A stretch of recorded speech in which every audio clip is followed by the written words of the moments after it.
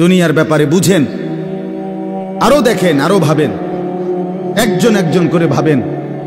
দুনিয়া আরো যদি সাজান, খোদার কসম ক্ষণিকের ক্ষণিকের ক্ষণিকের অল্প সময়ের দুনিয়া চমৎকার সাজাইয়াও তৃপ্ত হইতে পারবেন না, তৃপ্ত হইতে পারবেন। এবছর চমৎকার রং দিছেন বিল্ডিংয়ে, 2 বছরের মাথাত বিভিন্ন খান দিয়া চামড়া উঠিয়া এটা আবার যেই সেই, ঠিক কিনা বলেন? আবার রং দাও। এই সোফা চমৎকার বানাইছিল, ওই যে বার্নিশ নাই, দেখেন এই যে সোফা, এটা এই যে দেখেন, কথা বলেন না, এই সোফা এটার মধ্যে আসেনি বার্নিশ, তো এটা আবার কি করতে হইব? তো লাভ হইল কই? দুনিয়া তো ধোকা, দুনিয়া ধোকা। এই সৌন্দর্যময় চেহারা নারী 30 বছরের ব্যবধানে উনি বুড়ি, আর কেউ ফিররা এদিকে ফিরা সেফ হালায় না। আজ যেই যুবতী, যেই বেহায়া নারী, বেপর্দা মহিলা বাজারে বাজারে ঘুরতো, যৌবন, আরে সেটা তার সম্পদ না, তারটা হইলে তো নিজের হইলে তো সে কখনোই বুড়া হইতো না।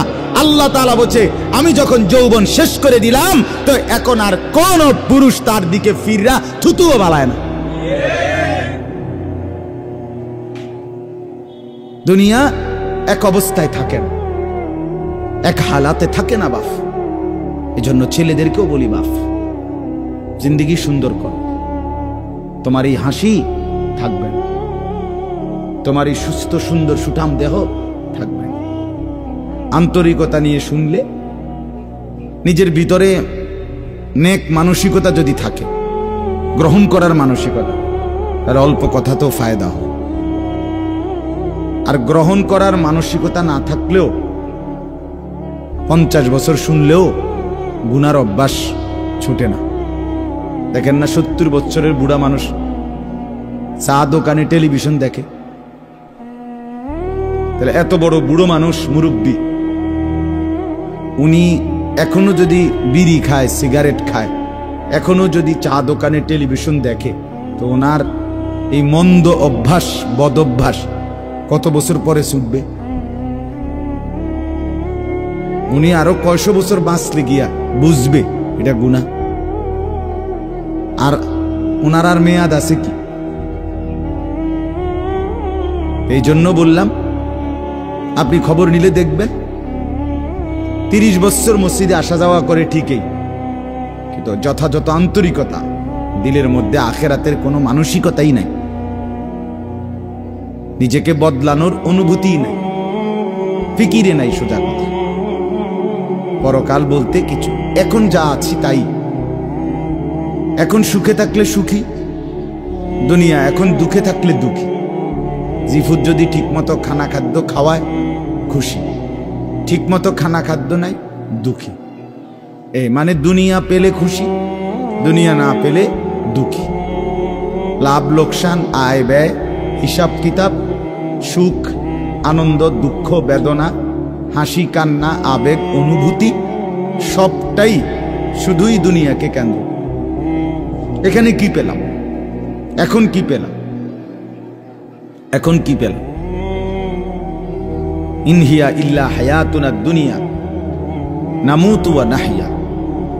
আল্লাহ তাআলা বলেন, নাফরমান আর পাপীদের জীবন কেমন হয়? কোরআনে আল্লাহ বলছেন, তাদের অবস্থা হয় এমন যে তারা বলে জীবন কেবলই দুনিয়াটা, আর কোথাও জীবন নেই, আর কিছু নাই। নামুতু ওয়া নাহইয়া, এখানেই মরবো, এখানেই বাঁচবো। ওমা নাহনু বিমাবউসিন। আল্লাহ বলেন, নাফরমানদের দিলের মধ্যে এই বিশ্বাস যে আমাদেরকে পুনরায় কোথাও উঠানো হবে না। আল্লাহ যে বলছেন হাসরের ময়দানে তোমাদেরকে উঠানো হবে, সুম্মা ইন্নাকুম ইয়াউমাল কিয়ামাতি তুবআসুন। আল্লাহ তাআলা বলেন, তোমাদের প্রত্যেককে কিয়ামতের দিন হাসরের মাঠে তোলা হবে। আল্লাহ বলেন, বেঈমানের দিলে এটা থাকে না। তার কথা হলো প্রাপ্তি অপ্রাপ্তি, লাভ লোকসান, ভালো মন্দ, হাসি আনন্দ, দুনিয়া। ছেলে বিদেশ থেকে টাকা পাঠাইতেছে, খুশি। ছেলে বিদেশ থেকে টাকা টুকা ঠিক মতো দেয় না বা কামাই রোজগারি কম, জিজ্ঞাসা করবেন কেমন আছেন, কি এর বালা? আমরা আর বালা কি? হ্যাঁ, কি সমস্যা কি তা চাচা? এ ফোলাগারে কত ঋণ ফিন কইরা সুদে টাকা নিয়া কিস্তিতে টাকা লইয়া বিদেশ পাঠাইছি, তেয়ন টাকা পয়সা পাঠায় না, আর বালা কি? তাহলে উনি দুঃখী কেন? টাকা নাই, আবার টাকা পাঠাইতেছে, মাশাআল্লাহ পান খাওয়ার স্টাইলই আলাদা,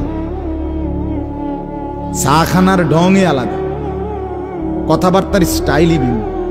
কেমন আছেন? আসি আল্লাহর রহমতে, আপনাকে দোয়ায়, দশজনের দোয়ায় আল্লাহ ভালোই রাখছে।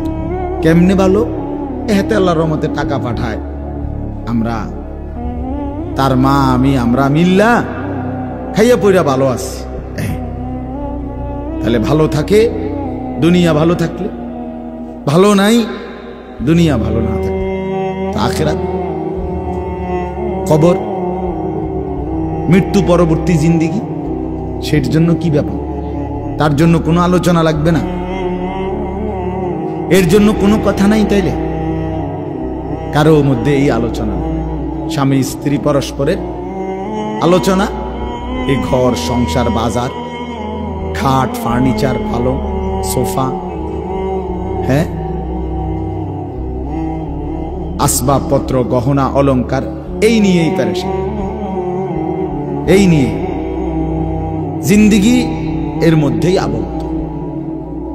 তো আখিরাত তাহলে কার জন্য? পরকাল কার জন্য? আমরা মুসলমান, আমরাই যদি পরকাল না চিনি, না বুঝি, আমাদের উচ্চারণে, আমাদের অনুভূতিতে, আমাদের আচরণে, আমাদের কথাবার্তা উঠা বসার মধ্যেই যদি পরকালের কোনো নমুনা দেখা না যায়, তো হিন্দু বৌদ্ধদের মধ্যেই দেখা যাবে। কথা উত্তর দেন। কবর, হাসর, আখিরাতের চিহ্ন ভেসে ওঠার কথা চালচলনে মুসলমানদের মধ্যে না কাফেরদের মধ্যে? মুসলমানদের মধ্যে। কথা তো ছিলই। আল্লাহর প্রিয় বান্দারা, অসংখ্য আল্লাহর নেক বান্দাদের জীবনে আছে, রাত্রিতে ঘুমাইতেন না। জিজ্ঞেস করতে, কেন ঘুমান? বলছে জাহান্নামের ভয় ঘুমাতে দেয় না, কবরের ভয় ঘুমাইতে দেয় না। হযরত আবু বকর সিদ্দিক রাদিয়াল্লাহু তাআলা আনহুর মতো সাহাবী আফসুস করে বলতেন, হায় আমি যদি একটা গাছের পাতা হতাম, আমাকে যদি একটা চতুষ্পদ জন্তু, গরু কিংবা ছাগল, সেই পাতাটা যদি খেয়ে ফেলত, অর্থাৎ আমি যদি মানুষ না হতাম। অথচ কি পরিমাণ আমলের অধিকারী ছিল। হযরত ওমর রাদিয়াল্লাহু তাআলা আনহুর চেহারা, কপালের দুই পাশ থেকে লম্বা অঝরে কান্নার কারণে দাগ পড়ে গেছিল।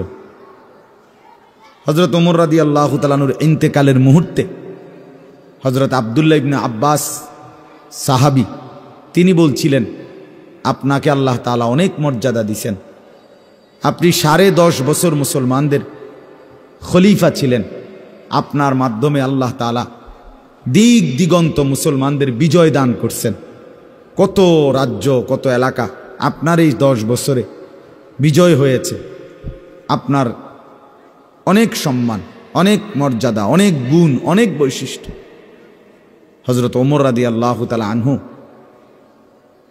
কিতাবের মধ্যে আছে, উনি চোখের পানি ফেলে বললেন আব্দুল্লাহ ইবনে আব্বাসকে, শোনো, আমি আল্লাহ তাআলার কাছে এতটুকু আশা করি শুধু, যে আল্লাহ আমার জীবনের যা নেকি আর আমার জীবনের যা গুনাহ, কমপক্ষে আমার নেকিগুলো যেন আমার গুনার মোকাবেলায় বরাবর হয়। অর্থাৎ এতটুকু নেকি যেন কমপক্ষে হয় যে গুনাহগুলোকে মোচন করে দেয়, নেকিগুলো দিয়া গুনাহগুলো যেন মিটে বরাবর হয়। এর যদি হয় তো আমি আল্লাহর কাছে সন্তুষ্ট নিজেকে মনে করি, আমার এর দূরে সারব। অর্থাৎ নিজের এই বিপুল পরিমাণ নেক আমলকে কিছুই মনে করেন, সামান্য। তা আমাদের পুঁজি কোথায়? আমাদের এই শুক্রবারের শুধু সপ্তাহে একদিনের জুমার নামাজ, এটাই আমাদেরকে জান্নাত এনে দিবে, ঠিক না? হ্যাঁ, মাঝে মধ্যে গরিব দুঃখীকে 2 টাকা 5 টাকা দিলে এতে আমাদের বেহেশত চলে আসবে, ঠিক না? তো বলেন, এজন্য বললাম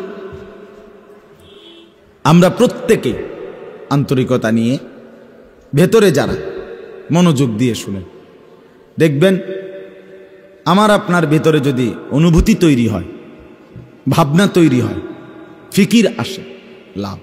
সবাই একসাথে হবে না, সবাই একসাথে বদলায় না, সবাই একসাথে পরিবর্তন হয় না, কারো কপালে পরিবর্তন হয়ই না, বদনসিব। কারো সময়ের ব্যবধান হয়। আমাদের প্রিয় নবী সাল্লাল্লাহু আলাইহি সাল্লামের কাছে যারা সাহাবী হয়েছেন, কালেমা পড়ছেন, তারা প্রত্যেকেই প্রথম দিনেই তো সবাই কালেমা পড়ছেন, ঠিক না? বুঝেন নাই কথা? যতজন সাহাবী হয়েছে নবীজির, সবাই একদিনেই কালেমা পড়ে ফেলছে নাকি? তাহলে সময়ের আগ পিছ আছে কি না বলেন? কেউ প্রথম দিন কালেমা পড়ছে, কেউ 21 বছর পরে কালেমা, কেউ 22 বছর পরে কালেমা পড়ছে। তো যিনি 23 বছরের মাথায় কালেমা পড়ছে তিনিও কামিয়াব, যিনি প্রথম দিন কালেমা পড়ছে তিনিও কামিয়াব, সৌভাগ্যবান। এজন্য বুঝ আসবে, এর মধ্যে আকপিস হবে। সবাই একই দিনে জোনায়েদ বাগদাদি হবে না, সবাই একদিনে বাইজিদ বুস্তামি হবে না, সবাই একদিনে রাবেয়া বসরি হবে না, সময়ের ব্যবধান হবে, আকপিস হবে।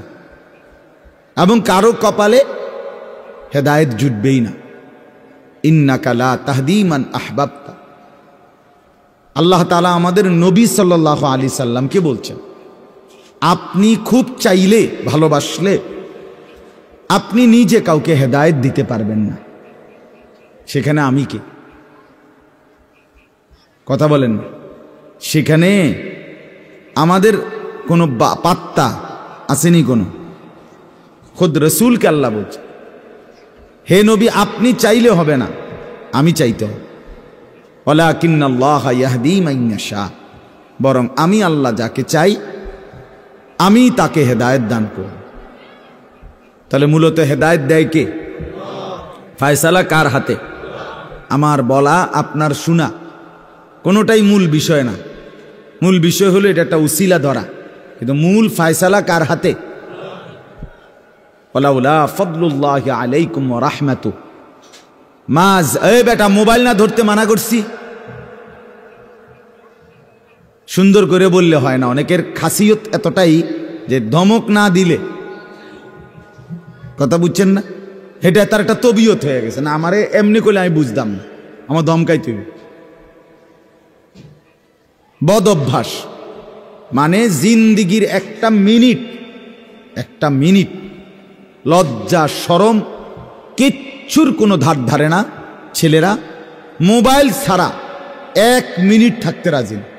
এবারে মা দেখুক, নাহলে বাফে দেখুক, নাহলে হুজুর দেখুক, নাহলে একবার আব্দুল কাদের জিলানি দেখুক, আমার এতে কোনো অসুবিধা নেই। আমার দরকার মোবাইল। মোবাইল আছে, আমি আছি, খালাস।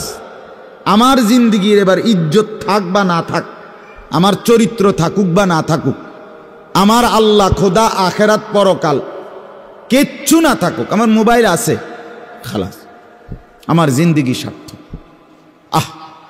এই হলো মানে জীবনটাই মোবাইল, মোবাইলটাই জীবন। বেঁচে আছে মোবাইল টিপবার জন্য, মোবাইল বানানো হয়েছে তার কাছে পৌঁছবার জন্য। আজ ছেলেদের হালাত মানে বেঁচেই আছে এটার জন্য, বেঁচেই আছে। জিন্দিগিটাই এটার সাথে সম্পৃক্ত, জীবনটাই এটার সাথে। পৃথিবীতে কোনো যুগে, মনে রাখবেন এই পৃথিবীর ইতিহাস এটা, পৃথিবীতে কোনো যুগে একসাথে সম্মিলিতভাবে যুব সমাজ এত বেশি গাফেল, অকর্মণ্য, অপদার্থ কোনো যুগে হয় নাই একসাথে। এখন যেটা আগে একটা সমাজে, একটা এলাকায় বখাটে দুশ্চরিত্র একজন ছিল, দুইজন ছিল, চিহ্নিত, কথা বোঝেন নাই, চিহ্নিত হয়, তারে মানুষ চিনত, তে সুর। গ্রামে চুক্তি হয়তো একজন, তে একটু খারাপ, তার লগে মিশ্র না। কিন্তু এখন ভদ্রঘরের ছেলে, স্বাভাবিক ঘর থেকে বের হইছে মুসলমানের ছেলে, দিনের পর দিন, রাতের পর রাত এক ওয়াক্ত নামাজ পড়ে না। এতে মা বাবারও কোনো আফসোস নাই, এলাকাবাসীরও কোনো আফসোস নাই, পাড়া মহল্লার সর্দার মাতব্বর কারো কোনো আফসোস নাই, কারো মুখে এই নিয়ে কোনো আলোচনা নাই যে কি আমগো এলাকার যে ফোলাফাইন্ডি এগুলা যে কোনো নামাজই পড়ে না, আমগোর সামনে দুষ্টামি করে, হাঁটাহাঁটি করে, আমরা কি এটা বলতে পারি না? এই অনুভূতিটুকু পর্যন্ত লোপ পাইছে। এত দুর্ভাগ্য মুসলমানের ইতিহাসে আর কখনো হয় না। বেনামাজি আগেও ছিল, কথা বোঝেন নাই, বেনামাজি আগেও ছিল, এতটা গাফেল আগে ছিল, মা বাপ এত অসচেতন আগে ছিল। আমার মনে আছে আমরা প্রাইমারি স্কুলে হিন্দু স্যার জমের মতো ভয় পাইতাম, হিন্দু মাস্টার, কিন্তু ভীষণ ভয় করতাম। স্যারে দেখলে মাইরা লেবে, এতটা ছিল একটা সময়। কত আজ থেকে 500 বছর আগে, ঠিক না? আমার বয়স ধরেন 500 বছর, আমি আদি যুগের মানুষ, এরম নি তো। আমার বয়স 42 বছর রানিং, শুরু হয়েছে 41 শেষ হয়েছে, তাহলে 30 বছর আগের কথা। আমার পড়ালেখার প্রাইমারি ছোটবেলার জীবন 30 বছর আগের কথা না, 30 বছর আগে। তাহলে এই জন্য বললাম জিন্দিগিটা মোবাইলটার উপরে তুলে দিস, হাসি কান্না আনন্দ বেদনা, হাসলে কাশলে, পেশাব পায়খানা টয়লেট বাথরুম, হোটেল রেস্তোরাঁ পার্ক, যেখানে যখন যাবে 24 ঘন্টার মেইন কাজ আগে একটা ছবি উঠান, এরপরে বাকি কাজ। আমি সেদিন ওই ফেরির মধ্যে উঠছি, বুঝছেন, ফেরি পার হমু আর কি, আমার গাড়ি উঠছে, আমিও উঠছি, তো দেখলাম যে মোটরসাইকেল দিয়ে এক ছেলে ফেরিতে, মোটরসাইকেলটা নিয়ে উঠছে ফেরিতে, ওইটা মাত্র এক পাশে এটারে ব্রেক করে থুইয়া মানে 1 মিনিট দেরি হয়েছে না, আগে এটার পাশে দাঁড়াইয়া একটা ছবি উঠাইছে, আগে উঠাইয়া চুলটুল ঠিক করে ছবিটা 2-3টা পোস্টে উঠাইয়া এরপরে হেতে চারিদিকে চাইছে যে আগে মানুষ আসেনি আরো না, আমি শুধু ফেরি। মানে তার প্রথম দায়িত্ব কি উঠানো, ছবি উঠা। তাহলে কি পরিমাণ ছাগল মানুষের বাচ্চা পরিণত হইছে বুঝতেছেন? তুমি মোটরসাইকেলের লগে খাড়াইয়া ফেরির মধ্যে ছবি উঠাইয়া ফেসবুকে দিলা, তোমার এটা কোন ছাগলে দেখবো? এটার মধ্যে দেখার কি আছে? মোটরসাইকেল কি বাপ দাদা 14 গোষ্ঠী কেউ চালাইছে না? কথা বলেন না কেন? তো তুমি এটা কিতা দিয়ে আইলা, কি দেখুন কি আছে এটা? মোটরসাইকেলে কি আশ্চর্য আর তুমি কি আশ্চর্য? কথা বলে এমন যদি হইতো যে আমি চাঁদের দেশে গিয়ে মাত্র মোটরসাইকেলটা থুইয়া এখন চাঁদের দেশের থেকে একটা কি দিছি, মাশাআল্লাহ ভালো কথা তো বেড়া, চাঁদের দেশে মোটরসাইকেল চালায়, এটা একটা বিশেষ কিছু হইতে পারে। কিন্তু এনতে রোডেতে চালাইয়া গিয়া ফেরি উঠছে, এটার মধ্যে আশ্চর্যের কি আছে? মানে রুচির দুর্ভিক্ষ, রুচিহীনতা, মন মানসিকতা একদম নিচে নেমে গেছে, একদম অনুভূতি বিবেক লোপ পেয়ে গেছে, মা বোনদের বেহায়াপনা চূড়ান্ত সীমায় নেমে গেছে। মহিলারা পুরুষ সামনে দোনো পাশে ডানে বামে হাঁটতে উঠতে লড়তে দৌড়তে কোনো লজ্জাবোধ করে না। কি বেড়ার গাত লাগে না, বেডুইতের গাত লাগে না, অটোর গাত লাগে না, সিএনজির গাত, এত সময় নাই বুড়ি ব্যস্ত। বাজার মার্কেটিং দোকান কেনাকাটা, আফসুসের ব্যাপার। মানে এটাই বললাম আর কি, একসাথে সবাই, অধিকাংশ বেশিরভাগ অধপতন একসাথে মুসলমানের সমাজে 1450 বছরে আর কখনো এতটা ছিল না। অল্প অল্প ছিল, অল্প অল্প, একজন দুইজন। বেপর্দা নারী, বেহায়া মহিলা, লজ্জা শরম কম, এরম বেডি ছিল একজন দুইজন, 2 গ্রামে 4 গ্রামে। কিন্তু মা বোনদের এখন বাজার আর মার্কেটিং দেখলে মনে হয় না আপনি জিগাইয়ের খবর লইতে বোঝে আপনি বাইক থাকেন কোন টাইমে, সপ্তাহে কোন দিন আপনি বাড়িতে থাকেন কখন আপনি টের। আপনি শনিবারও দেখবেন এবড়ি বাজারে, রবিবার, সোমবার, মঙ্গলবার, বুধবার, বৃহস্পতিবার, শুক্রবার, শীত, গরম, রোদ, বৃষ্টি, বান, তুফান, ঘূর্ণিঝড়, টর্নেডো, সাইক্লোন, সিডর, মহামারী, করোনা, আরও যদি কিছু থাকে, উনি মার্কেটে যাবে, বাজারে যাবেই। আহা, আফসুসের ব্যাপার, আফসুসের ব্যাপার, আফসুসের ব্যাপার। আমরা অতিরিক্ত আত্মবিস্মৃত জাতি হিসেবে পরিগণিত হচ্ছি। তো বলতেছি ইনশাআল্লাহ, আমি এই কথাগুলো বললাম, অর্থগুলো আমরা বেফিকির হয়ে গেছি। মুসলমানের সবচেয়ে বড় সম্পদ, এক মুমিনের সবচেয়ে বড় সম্পদ, আল্লাহ নবী সাল্লাল্লাহু আলাইহি সাল্লাম 23 বছরে সাহাবায়ে কেরামের জীবন এবং দিল অন্তরে আখিরাতকে বসায় দিয়েছেন। তারা যেন 24 ঘন্টা রাতে কিংবা দিনে, হাঁটতে কিংবা বসতে, ঘরে কিংবা বাহিরে, আখিরাতকে সামনে নিয়েই জীবনটা সাজাইছেন, জীবনটা সাজাইছেন। কোরআনুল কারীমের শুরুতে আছে সূরা বাকারার মধ্যে আল্লাহ তাআলা বলেন, অবিল আখিরাতি হুম ইউকিনুন। মুত্তাকি বান্দা কারা? কোরআন থেকে হেদায়েত পাবে কারা? কোরআন বুঝবে কারা? আল্লাহর পক্ষ থেকে হেদায়েত পাবে কারা? আল্লাহ বলেন এই গুণ যাদের, তাদের মধ্যে একটা হলো যারা আখিরাতের ব্যাপারে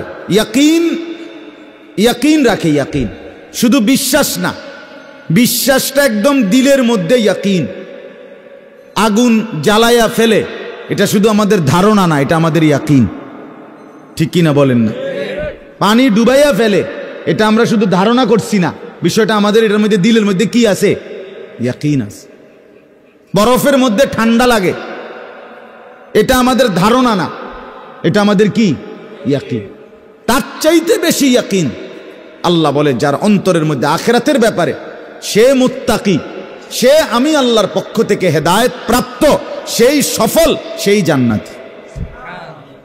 ইয়াকিন পর্যায়ে থাকতো মানে 1 সেকেন্ড আমি যদি দুঃখে পড়তে পড়তে পড়তে জীবনের কোনো চাওয়া পাওয়া পূরণ নাও হয়, কিচ্ছু জীবনের আশা, কত সময় কত কিছু চাইছি, কিছুই পূর্ণ হইল না, খোদার কসম তবুও বিশ্বাস করতে হবে আল্লাহই সত্য, আখিরাতই সত্য। আবার পেতে পেতে আমি যদি গোটা দুনিয়াও পেয়ে যাই, তবুও আমাকে বিশ্বাস করতে হবে এটা স্থায়ী না, এটা কিছুক্ষণের, আমার আল্লাহই সত্য, আখিরাতই সত্য। যার কারণে সাহাবায়ে কেরামের মধ্যে যারা প্রচন্ড গরিব ছিলেন, ওনারাও শতভাগ বন্দিগি করছেন। সাহাবায়ে কেরামের মধ্যে যারা ভীষণ ধনী ছিলেন, তারাও শতভাগ বন্দিগি করছে। হযরত ওসমান রাদিয়াল্লাহু তাআলা আনহু ধনী ছিলেন। হযরত আব্দুর রহমান ইবনে আউফ রাদিয়াল্লাহু তাআলা আনহু অনেক বড় ধনী ছিলেন। 100 উট ওই জামানায়, নবীজির জামানায়, নবীজির ইন্তেকালের পরে এক সালানে 100 উট বোঝাই মাল হযরত আব্দুর রহমান ইবনে আউফের মদিনার বাজারে সালান ঢুকত, পাইকারি মাল আসত 100 উটে করে। সেই যুগে, আজ থেকে 1300 বছর 1400 বছর আগে, আপনি বলেন তো কি পরিমাণ ধনী ছিলেন তিনি। একদিন শুধু হযরত আয়েশা রাদিয়াল্লাহু তাআলা আনহা, নবীজির স্ত্রী, বলছিলেন, আব্দুর রহমান, তোমার এই বিপুল মাল, এগুলার হিসাব দিতে দিতে তুমি তো হাসরের ময়দানে ফুলসিরাত পার হতে গিয়া তোমার কোমর বাঁকা হয়ে যাবে। আমরা কিতাবে পড়ছি সাহাবী আব্দুর রহমান ইবনে আউফ, ওনার উট 100 উটের মাল মদিনার বাজারে পাইকারি চালান নামাইতেছিল। তখন উনি এই সময় শুনছে এই কথাটা, ওনার কানে আসছে, সাথে সাথে সবাইকে ডেকে বলছে, ব্যবসায়ীদেরকে, বাজারের লোকদেরকে, তোমরা সবাই সাক্ষী থাকো। আমি আব্দুর রহমান আল্লাহকে কসম করে সাক্ষী রেখে বললাম, এই 100 উট বোঝাই মাল সহ আমি আল্লাহর রাস্তায় সদকা করে দিলাম। বিনিময়ে তবুও আমি কেয়ামতের দিন আখিরাতে ফুলসেরাত বাঁকা হইয়ে পার হইতে চাই না, সোজা হইয়া পার হইতে চাই। আখিরাত হারাইতে চাই, পরকাল হারাইতে চাই না। দুনিয়া হারাইয়ে ফেললাম, দুনিয়া হারিয়ে ফেললাম। দুনিয়ায় কোনো লস নাই, কারণ দুনিয়া পুরাটাই লস। আলগা লস আবার কিতা? কথা বুঝেন নাই আপনি? দুনিয়া পুরাটাই কি লস, আলগা লস কিতা? বিশ্বাস করে 500 টাকা জাগাত লস খাইলাম না রে মিয়া, দুনিয়া পুরাটাই লস। সোফা এটা পুরাটাই লস, কারণ এটা কোনো আখিরাতে যাবে না। কথা বলেন না কেন? এই দামি বিল্ডিং এটা পুরাটাই লস, এটা যাবে না।